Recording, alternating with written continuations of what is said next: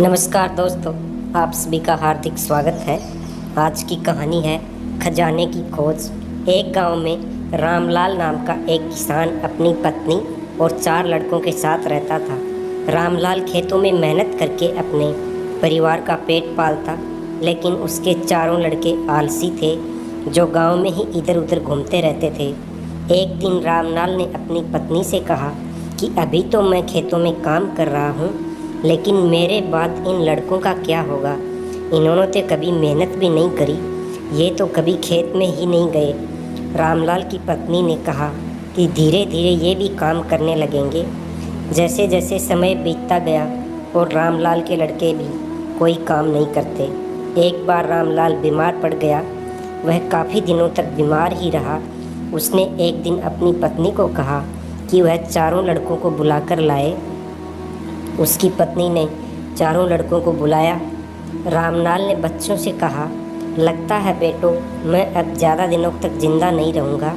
रामलाल को चिंता थी कि उसके जाने के बाद उसके बेटों का क्या होगा, इसलिए उसने कहा, मैंने अपने जीवन में जो कुछ भी कमाया वह खजाना खेतों के नीचे दबा रखा है। मेरे बाद तुम खजाना निकाल कर आपस में बांट लेना। ये सुनकर चारों लड़के खुश हो गए। कुछ समय बाद रामलाल की मृत्यु हो गई। रामलाल की मृत्यु के कुछ दिनों बाद उसके लड़के खेत में दबा खजाना निकालने गए। उन्होंने सुबह से लेकर शाम तक सारा खेत खोद दिया, लेकिन उनको खजाना नज़र नहीं आया। लड़के घर आकर अपनी माँ से बोले, पिताजी ने हमसे झूठ बोला, खेत में हमें कोई खजाना नहीं मिला।